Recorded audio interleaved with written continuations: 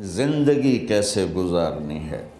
میرے نبی کی زندگی کا دوسرا رخ کہ بطور انسان زندگی کیسے گزارنی ہے، مرد عورت ہے، زندگی کیسے گزارنی ہے۔ پہلا رشتہ جو قائم ہوا دنیا میں وہ ہے خامد اور بیوی، حضرت آدم اور حوا کا نکاح ہوا۔ اللہ تعالیٰ نے عورت کو کمزور بنایا تو پہلے دن سے اس کو عزت اور احترام دیا تاکہ ساری زندگی اس کمزوری سے ناجائز فائدہ نہ اٹھایا جائے بلکہ اس کو عزت دی جائے۔ کہ آدم علیہ السلام کے لیے مٹی اکٹھی کی، پانی ڈالا، گوندھا اور ایک اسٹیچو بنایا اور ڈال دیا۔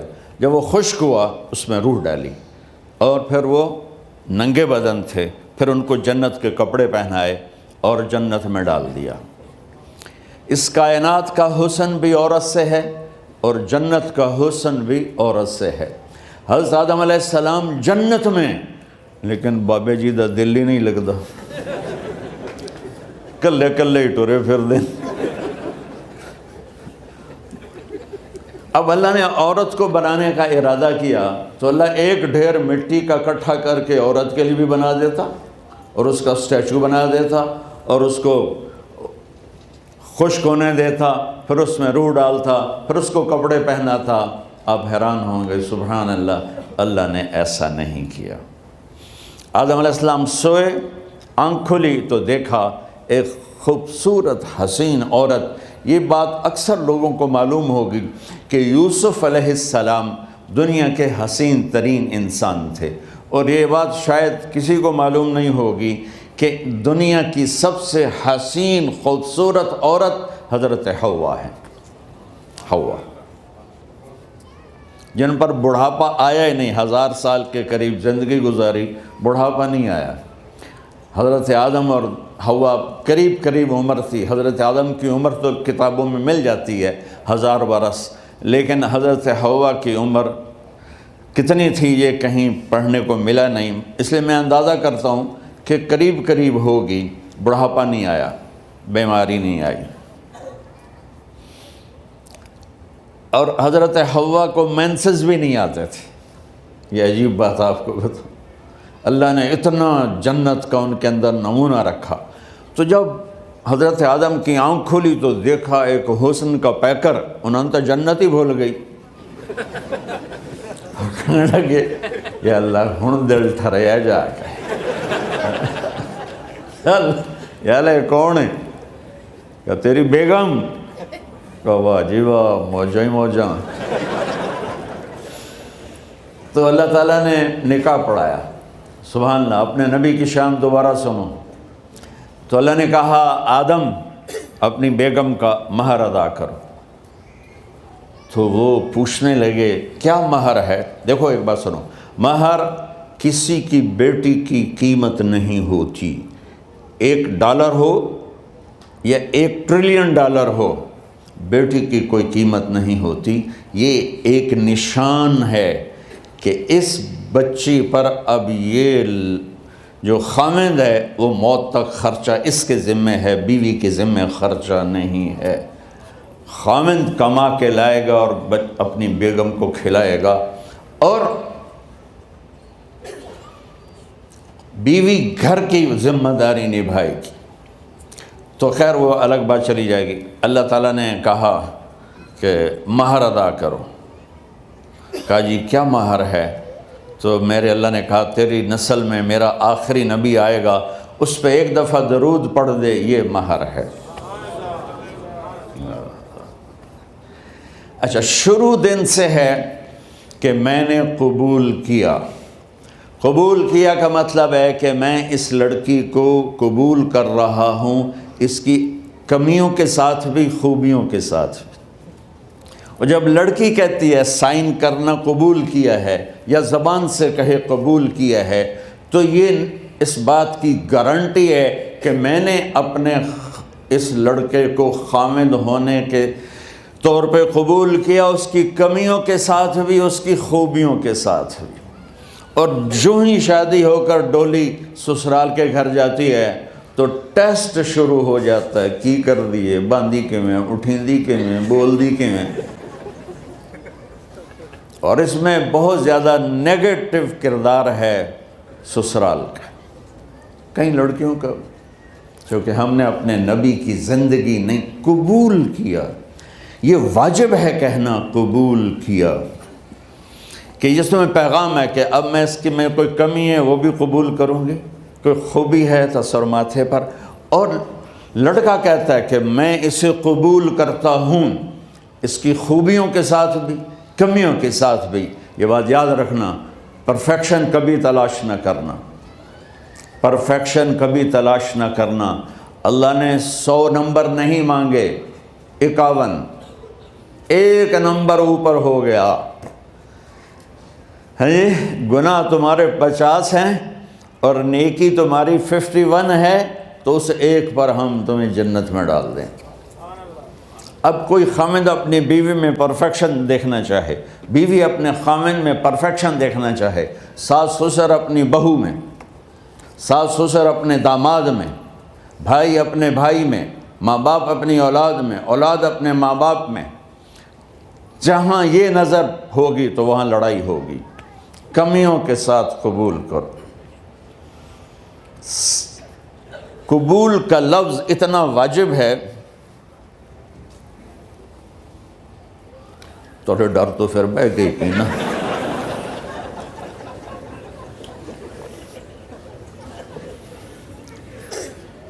قبول کا لفظ اتنا ضروری ہے کہ اس کے بغیر نکاح ہی نہیں ہوتا۔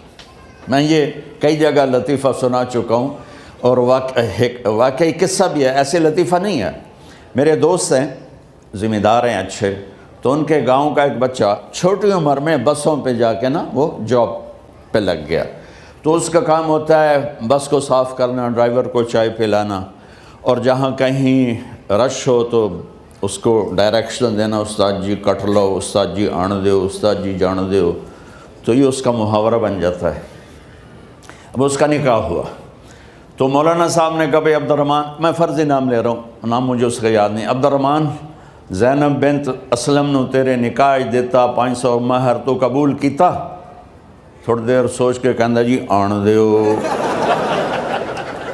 اس نے ساری زندگی آن دیو ہی سیکھا تھا، تو اس کے بھائی نے اس کو کوئی نہیں ماری، تو کہنے لگا جی جان دیو۔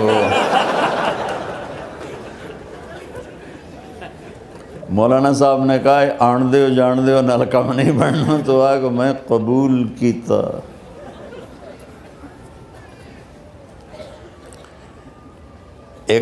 یہ بھی صحیح واقعہ سنا رہا ہوں۔ ایک نوجوان نے بیوی کو 3 طلاق دے دی کٹھی، اب ہو گیا پریشان، مولانا صاحب کے پاس گیا، کوئی میرے جیسا ہوگا، مولانا صاحب 3 طلاق دے بیٹھا، کوئی مسئلہ کا حرام؟ کہا جی کوئی رستہ حرام، کوئی گنجائش حرام۔ اس نے جیب سے موٹا سا لفافہ نکالا اور مولانا کے جا نماز کے نیچے ڈال دیا، کہ مولانا صاحب کوئی گنجائش؟ کہ ہن تو سوچنا ہی پوے کی آکھیا ہی تو اپنی بیگم نو؟ اس آکھیا جی میں آکھیا ہی 3 طلاق، اس آکھیا مبارک ہوئے طلاق نہیں ہوئی۔ میں آکھیا جی او کیویں؟ آکھے او جڑا یہ طلاق ہے عربی دا لفظ، اس سے چاکھنا پمدا ہے طلاق۔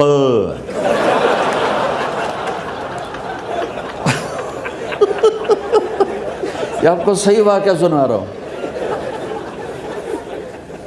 تو تم نے تو چھوٹے کاف کے ساتھ کہا ہے طلاق، او کاف تا کتے آلا ہے،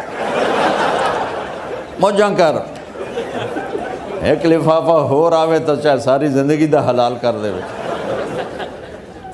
لفظ قبول اتنا ضروری ہے۔ تو میرے نبی نے 11 شادیاں کی، اللہ کی قسم شوق کی نہیں تھی۔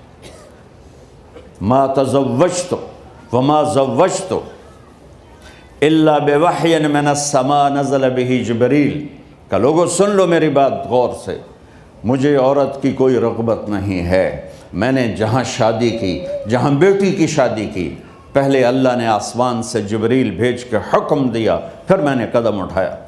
تو پہلا رشتہ خاوند اور بیوی ہے جو اس کائنات میں جڑتا ہے، یہ دنیا کا سارے رشتوں میں نمبر 1 رشتہ ہے، سب سے خوبصورت رشتہ ہے، سب سے اہم رشتہ ہے، سب سے بڑا رشتہ ہے۔ والدین کے لیے چند آیات ہیں، اولاد کے لیے چند آیات ہیں، بہن بھائیوں کے لیے چند آیات ہیں، خاوند اور بیوی کے لیے سینکڑوں آیات ہیں، سینکڑوں۔ تو اگر آپ اپنے گھروں میں کامیابی دیکھنا چاہتے ہو، اپنے گھر کو ہاؤس کی بجائے ہوم دیکھنا چاہتے ہو، خوشی کا اگر آپ اسے گہوارہ بنانا چاہتے ہو، اللہ کی قسم ڈگریوں سے نہیں ہوگا، محبت سے ہوگا۔ میرے نبی سے پوچھا گیا یا رسول اللہ اسلام کا سب سے مضبوط عمل، نہیں، میرے نبی نے سوال کیا، بولو بھائی اسلام کا سب سے مضبوط عمل کیا ہے؟ صحابہ نے کہا نماز۔ نہیں، سبحان اللہ، ابھی میں نماز کی کتنی اہمیت بتا چکا ہوں۔ انہوں نے عرض کیا جہاد، آپ نے فرمایا نہیں۔ تو صحابہ نے عرض کیا روزہ، آپ نے فرمایا نہیں۔ اللہ اکبر۔ کہ یا رسول اللہ حج، آپ نے فرمایا نہیں۔ تو سارے صحابہ حیران ہو گئے، یا رسول اللہ نماز، جہاد، روزہ، حج، تو پھر کیا ہے؟ اب سننا سارے بہن بھائی، مستورات، بچے بچیاں، آپ نے فرمایا اسلام کا سب سے مضبوط اور بڑا عمل ہے آپس میں اللہ کے لیے محبت کرنا۔ اگر آپ اپنے گھروں میں حسن دیکھنا چاہتے ہو تو ایک دوسرے سے محبت کرو، اظہار محبت کرو، اور محبت کے پیدا ہونے کے لیے بہت ساری چیزیں ہیں، لپیٹ کے 2 میں کر لیتا ہوں، 2 میں۔ بیوی کی خوبی دیکھو، کمی نہ دیکھو، خاوند کی خوبی دیکھو، کمی نہ دیکھو، پہلی بات۔ دوسری بات، اس زبان سے زہر نہ اگلو محبت کے پھول، اس زبان سے کڑوے جملے نہ ہوں، طنز نہ ہو، ٹانٹنگ نہ ہو، بےعزت نہ کرو، انسلٹ نہ کرو، تو آپ کے دل جڑ جائیں گے۔ یاد رکھو شکلوں سے زندگی آباد نہیں ہوتی، زندگی اخلاق سے آباد ہوتی۔ تو اپنے گھر سے ٹانٹنگ نکال دو۔ نہ کہا کا مطلب ہے بارش کا زمین میں جذب ہو کر یکجان ہو جانا، 2 زندگیوں کا محبت میں جذب ہو کر یکجان ہو جانے کو نکاح کہتے ہیں۔ نہ کہا آنکھوں میں نیند کا اتر کے سلا دینا، نہ کہا خاوند اور بیوی کا ایسی محبت دینا کہ چین کی نیند آ جائے، نہ کہا اعتماد کرنا، بھروسہ کرنا، خاوند بیوی پہ بھروسہ کرے، بیوی خاوند پہ بھروسہ کرے۔ اے نوے لوک لوک کے فون چیک ہو رہے ہوئے، کال کتنے کی تھی، کال کتنے کی تھی۔ عزت دو، اعتماد کرو۔ چوتھا مطلب درخت کا چھاؤں بنا دینا، نہ کہا میاں اور بیوی، خاوند اور بیوی کا محبت کی ایسی چھاؤں بنانا کہ اس کے نیچے اولاد کا پودا خوبصورتی سے پیدا ہو سکے۔ نہ کہا، صرف لفظ نکاح کے مطلب بتا رہا ہوں، نہ کہا مریض کو، کدھر ڈاکٹر بیٹھے ہیں، میرے سامنے بیٹھے ہیں، مریض کو دوا ایسی دینا کہ وہ شفا یاب ہو جائے، آپس کے ایسے تعلق بنانا کہ زندگی کو شفا مل جائے۔ میرے بھائی بہنوں، میں آپ کو اپنے نبی کی زندگی بتا رہا ہوں۔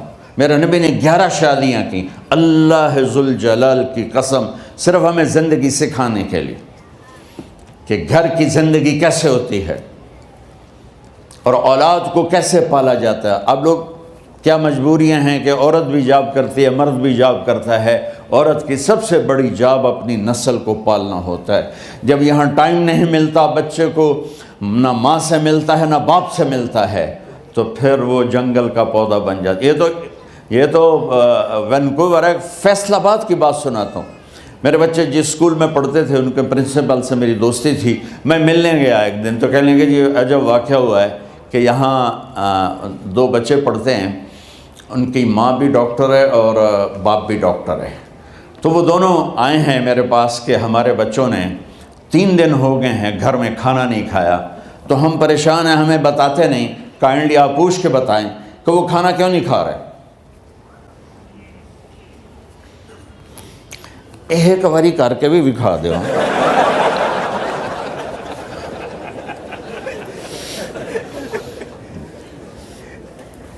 ہمارا دین اتنا خشک نہیں، ہمارے مولوی صاحبان نے زیادہ خشک بنا دیا. تو انہوں نے دونوں بچوں کو بلایا. سننا، سارے فیملیز بیٹھے ہو جہاں میں فیملی کی زندگی کو فوکس کر کے نبی سے جوڑ کے بتا رہا ہوں، طارق جمیل کے تجربے نہیں بتا رہا.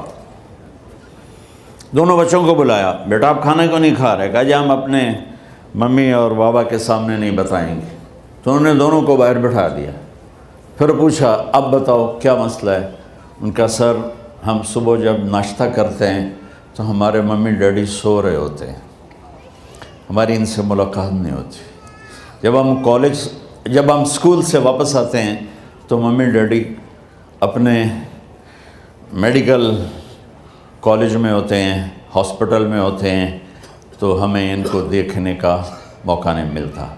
شام کو جب ہم کھانا کھاتے ہیں تو یہ دونوں اپنے پرائیویٹ کلینک میں ہوتے ہیں، تو ہم ان کو دیکھ نہیں پاتے. پورا ہفتہ گزر جاتا ہے، ہمیں ماں باپ کی شکل نظر نہیں آتی. تو ہم نے سٹرائک کی ہے کہ ایسے ماں باپ کی روٹی کیا کھانی جو اپنی شکل بھی نہ دکھا سکیں. تو اس لیے ہم نے کہا ہم نے بائیکاٹ کیا ہے، گھر میں نہیں کھانا ہے. تو ایسی لائف مت بناؤ.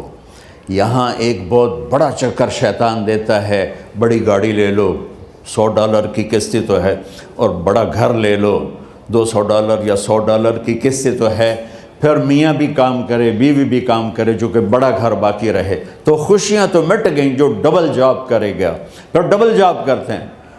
ڈبل جاب کرنے والا بیچارہ تھکا ہوا ذہن لے کے آتا ہے، وہ کیسے ٹائم دے گا اپنے بچوں کو خوشی کے ساتھ؟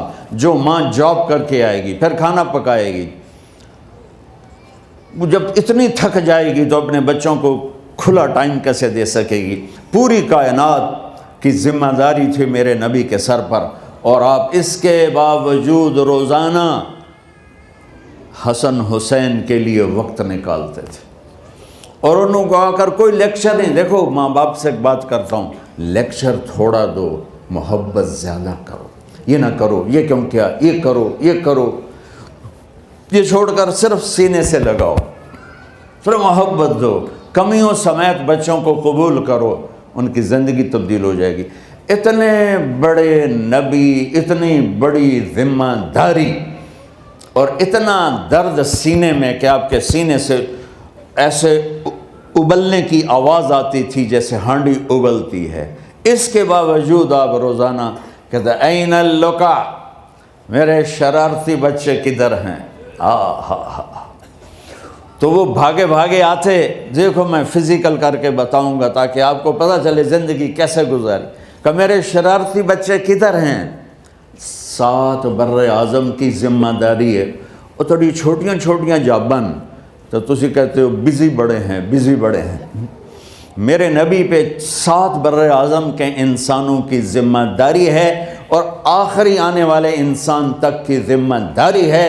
اس سے بڑی جاب کس کی ہوگی کائنات میں؟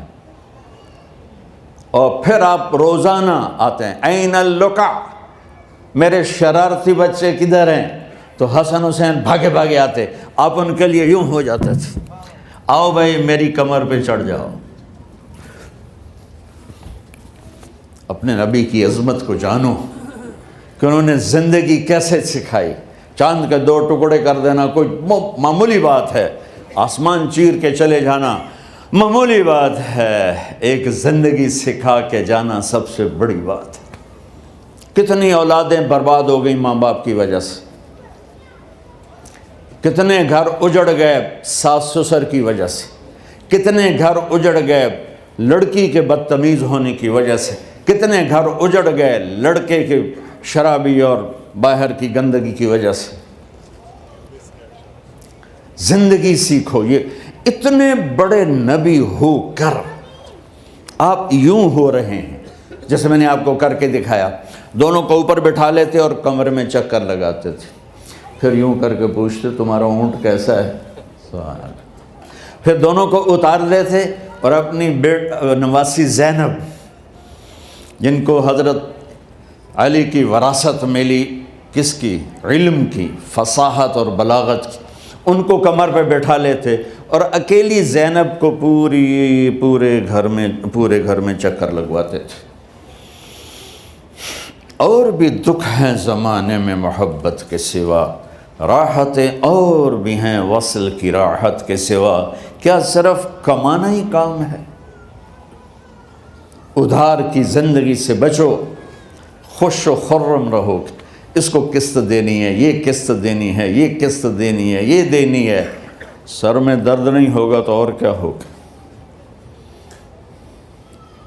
تو آپ اتنے بڑے عظیم ہو کر وقت نکال رہے ہیں۔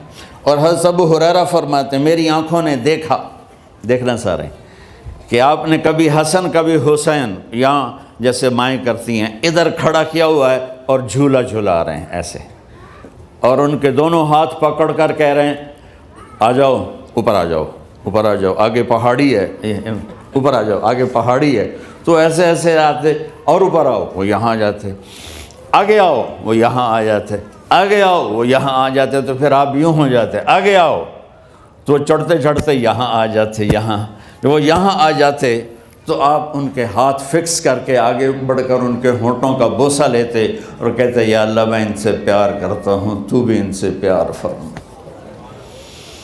بھائیو اللہ کی قسم، پیسے سونے چاندی سے زندگی میں خوبصورتی نہیں آتی، نبی کی غلامی سے زندگی میں خوبصورتی آتی ہے۔ اتنے بڑے نبی ہیں اور حضرت عائشہ سے کہہ رہے ہیں دوڑ لگائیں۔ یہاں کسی مولانا سے پوچھو اپنی بیوی سے کبھی کہا اس نے کہ دوڑ لگائیں؟ الٹا سوٹا لے آتے کھلو جاوے گا۔ عائشہ دوڑ لگائیں، اور واپسی کہاں سے ہو رہی ہے؟ دوڑ کہاں لگ رہی؟ جہاد کے سفر سے واپسی ہو رہی۔ اور آپ نے اپنے صحابہ سے کہا سب آگے چلے جاؤ۔ جب سارے آگے چلے گئے اور کوئی نظر نہیں آ رہا تو آپ نے کہا عائشہ آؤ دوڑ لگائیں۔ تو حضرت عائشہ کہتے ہم نے دوڑ لگائی تو میں آگے نکل گئی، لیکن ابھی پیچھے رہ گئے۔ کچھ سال گزرے تو پھر ہم سفر سے واپس آ رہے تھے تو آپ نے صحابہ سے فرمایا سب آگے چلے جاؤ، چلے گئے۔ آپ نے کہا عائشہ دوڑ لگائیں؟ کہ جی لگائیں۔ کون دنوں میں ذرا موٹی ہو گئی تھی تو پھر اللہ کے نبی آگے نکل گئے، میں پیچھے رہ گئی۔ تو آپ نے کہا عائشہ ہذہ بتلک، آج تو اور میں برابر